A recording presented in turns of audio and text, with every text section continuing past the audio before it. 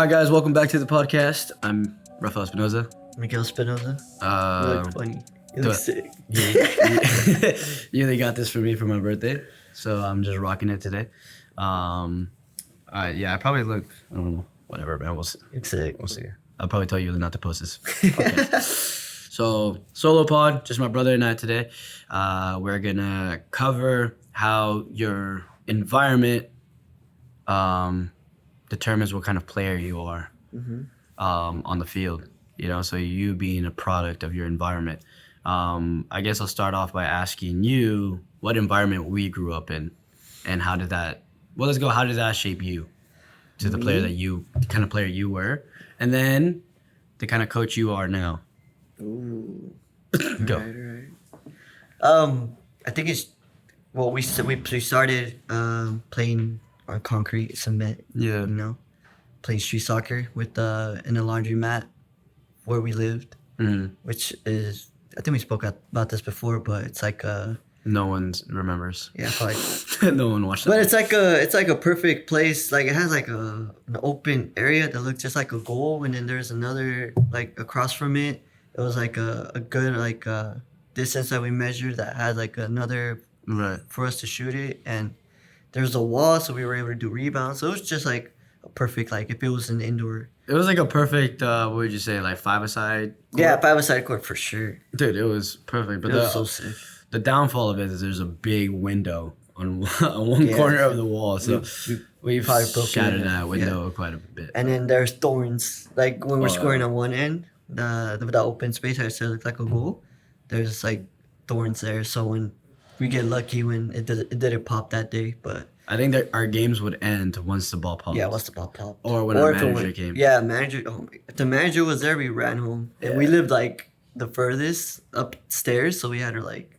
Dude. We didn't even look back. We just ran, and that guy was never chasing us. He was just walking in. Okay, just to paint the picture a little bit for people. I don't think I can paint the picture very well, but basically imagine a square, all right? And you're gonna have to do this on like when we do like the reel and stuff. You're gonna like edit it, and you're gonna exactly what I'm describing. You're gonna make it, okay?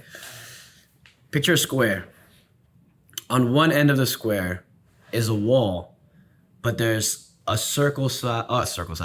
goal size square cut out from that wall, and that was the goal, right? And that's where people would walk That's like through the to go entrance in. to the laundry. Then there's a floor, right? And it's just cement.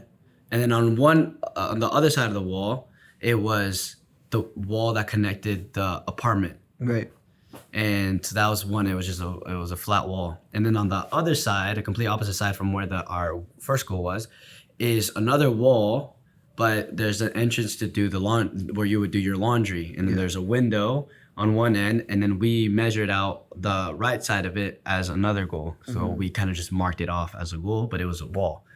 And then on the other side of where the apartment wall was, it was just empty. It was just open space, and there's a bunch of bushes and stuff. And the thorns are behind our first goal, the one that has like the little square. The entrance entrances. That's where like the thorns were. And when you were a goalkeeper on that end, like whoever was goalkeeper, they're 1 year goalkeeping, and we were like took that serious. Dude, we were diving on concrete and stuff. It was crazy. Yeah. Sliding and everything. No fear, dude. It's hilarious. But it was that person's job to be a lookout for the manager as well. Yeah. The manager didn't live in the apartments, but he visited showed up randomly. often, and we knew it was him when the red truck came. Yeah. When his red truck was there, dude, he yelled it out, and then boom. So it was either we ended our games when the ball would pop in the thorns, or we would see the manager come, or if the neighbor whose wall was connected to it came out and complained to us. Oh, dude, we destroyed their flowers. I feel so bad now. But like the flowers, the little garden that they had in front, we just destroyed it. Yeah. But okay, so that's how we grew up playing. How do you think that shaped the kind of player you are? Because we played, I would say, like the ages that we played with, like kind of varied. Like that, I think the oldest. Yeah, was we probably, played different age groups. You were the I was like the youngest. There's times where it was the oldest against the younger. It's so unfair, but. And then what was the age range? Like I was probably like, what I would say like 6. And the oldest would probably have been maybe 13, 12, okay. 13. Yeah, so that was kind of the ages range there. Okay. So how do you think that shaped the kind of player you were? Playing street soccer with different ages, younger and a little bit older. Having have like a really great relationship with the ball. Like Mhm. since obviously the ball it's concrete cement, so bounced a lot. But I guess our bodies, or at least the way we played, we got so accustomed to it, and Mhm. technically we just got so good at it. And then using the wall for rebounds, it's like it's just instinct. So like once I got into like the environment with like a grass, dude, like everything, like I didn't even have to be under like training, Mhm. like with the team, for me to understand how to play the game. Yeah. Like, and that's all based off the environment, like Mm. with the walls, with the, controlling the ball and The older players you played older with, yeah. players, yeah, and yeah, dude, like it honestly, you have to use your imagination so much because it's so much 1v1 situations, Yeah. or not even that, like it could be 2v2s, and Right. you just have to be, you have to be quick. Yeah, and And it's not like we were like just there to play. Like it was competitive. yeah, People for were sure. leaving those games crying. Yeah. Like it was It's been a competitive. long time. Like there's even like rematches like Yeah. all the time, like or Yeah. change teams, stuff like that. People like scrapes and bruises like often because you're falling on the concrete. It was. Yeah. Okay. For That was a good me, time, dude. yeah, I miss it so much. But for me, I feel like that really shaped the kind of player I am today because like you said, I was on the younger side, and I was playing against these all like you guys, all the older kids.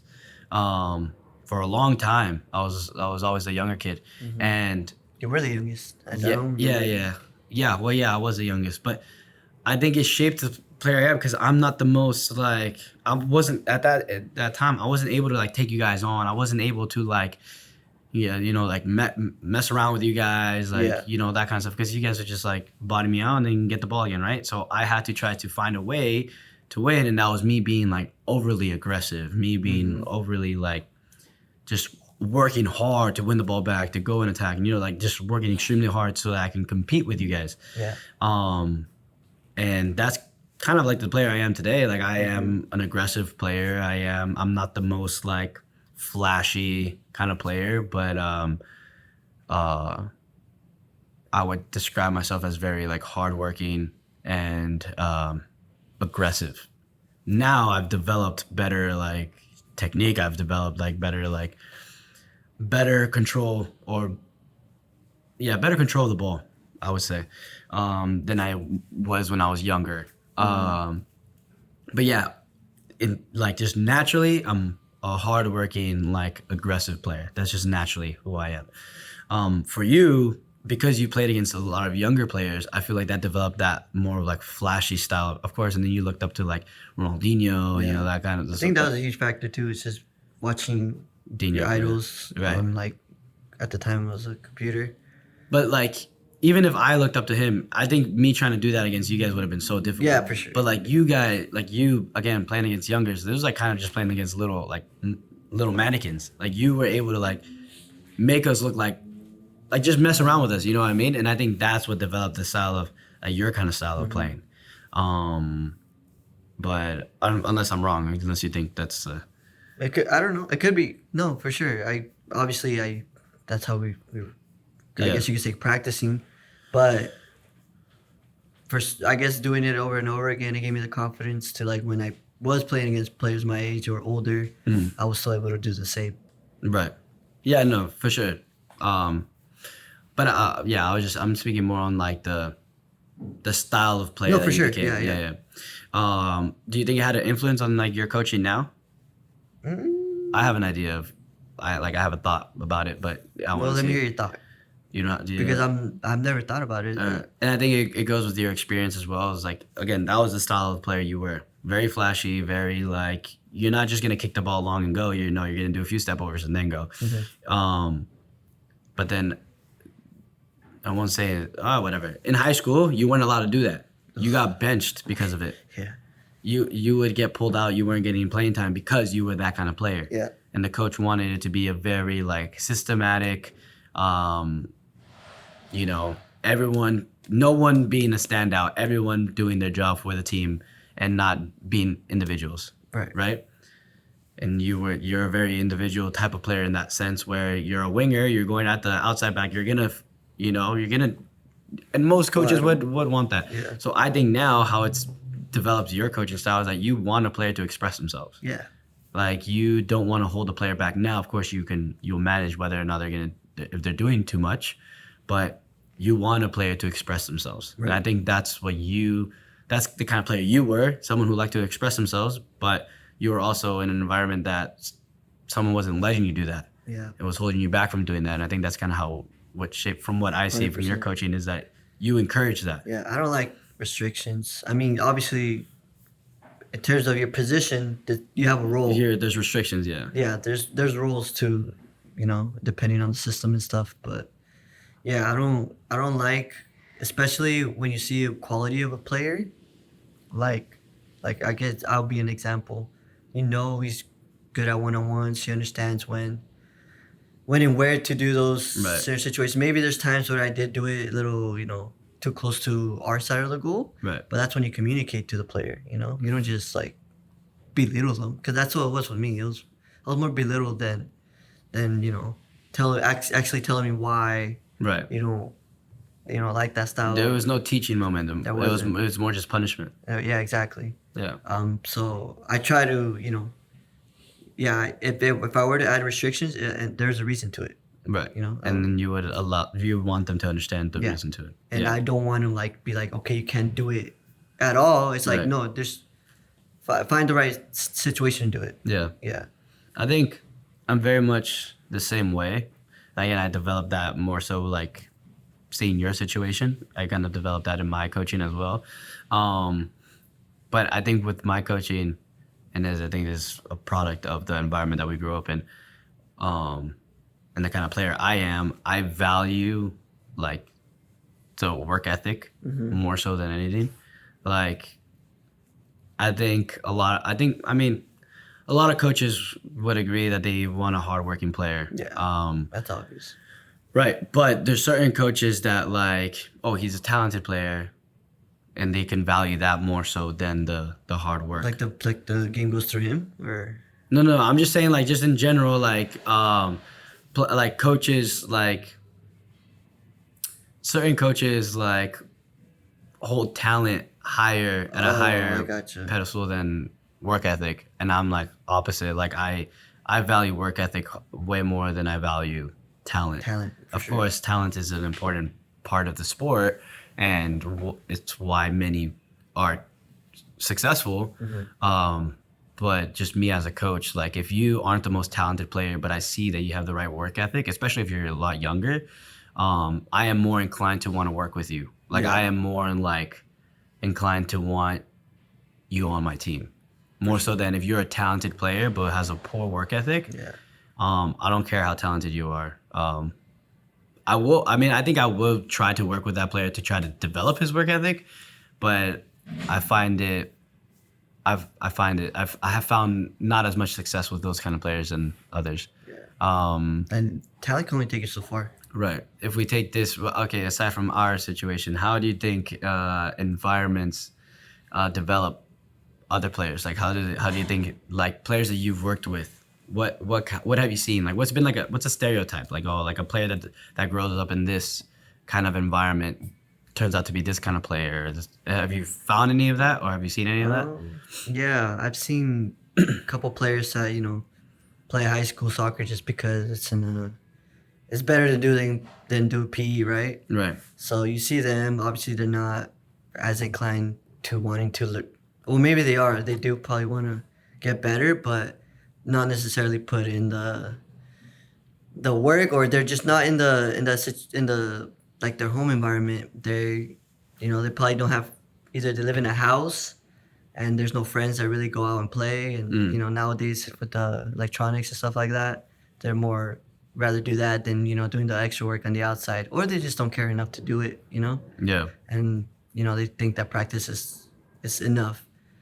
So there's situations like that where they're not really pushed to do that, and then there's situations where I know players that have a low income environment but have a lot of friends around them because they live in apartments in the neighborhood, and just like us, they play street soccer or go to a Park. a park or something and play with each other, possibly like play with one another, you know. So yeah, there's I've seen both sides. I'm sure there's different other Yeah. situations, but I think I mean I'm sure like money has a factor in it all, but I think even ultimately with or without money. yeah, but that's what like I was gonna say. Like I think like for Alex, our nephew, for Right, example, yeah. I find that to be like the most difficult environment to grow up in because you live in an apartment where Super it's so restricted. strict and restricted. You're not allowed to like can't even juggle outside in the parking lot because the manager will like say something and like like Get very- and will like yeah like threaten to like kick you guys out, that kind of stuff, and like that. And then there's the nearest park isn't very near, like it's a driving distance. Yeah. And he's still pretty young to be like um walking there alone or whatever. And so like an environment like that where and there's not many people his age in that apartment to go and play soccer with, like Yeah. that I find it to be the most like difficult environment to grow up in if you want to like develop in this sport, because the only time you get to train or get to play with others is during team practice or during Yeah. recess at school or that kind of stuff. And I think like with money or not, like if you grew up in a poor apartment but there's kids all around you who play and you're able to play with them on a daily basis, you're going to develop to be like a great player. If you're a wealthy kid who lives in a house but lives in a community where it's a bunch of kids and there's a local park that you guys can go and play in, you're going to develop to be a great player. Yeah. But now if you're a wealthy kid who just stays at home and plays Fortnite all day, like more than likely and all you're doing is team training, then more than likely you're not going to become that great of a player. If you are a poor kid in a poor household and like you don't have that environment around you, you're most likely not going to develop to be that great of a player. Like that's the unfortunate part. And I wonder if there's like what would be your solution to that for like Alex, our nephew, who doesn't have the community around him to like really like play with. Yeah, that's tough. I've never been like, I've never experienced that Yeah. because we've always been around people our age that play soccer. So, I mean, I think It's on good the thing- it's on the good- parents. Yeah, that's what I was gonna say. The good thing about his situation is he has our Our sister. to help like Take drives him. them. They take him to training. Even has privates. He trains with us. I would say like yeah, and if you're in that situation and you're a parent and you understand that your son or your daughter is in that situation where they they can't just go outside the apartment and play or go outside the house and play with their friends, Yeah. like I think you make it a point to try to get them exposed to playing as much as possible, and have that commitment to drive them to the field or drive them to play it. Like he plays indoor and Yeah. stuff, like drive him to do those extra stuff, because if he's just relying on team training, more than likely he's not going to be as great of a player as he could be, Right. But yeah, no, like you said, we didn't grow up in that, so it's like it's a very foreign kind of like a situation. But I think it's important that both parents and players understand that developing that environment to make you successful is It's huge. very necessary. Yeah. But yeah, do you have anything else on it? No. Feel free to leave your guys' opinions on there, whether or not we got it wrong or not, whether you agree, disagree, Your or what experience. your guys' environments were like growing up. If you could relate to ours or not. But yeah, I think that's a great way to wrap it up. Thanks for watching. Follow us on Instagram at withoutadoubt_athletics. You can follow our Instagram at Rafael Espinoza.x. Miguel Espinoza.x. And yeah, we'll see you guys next time.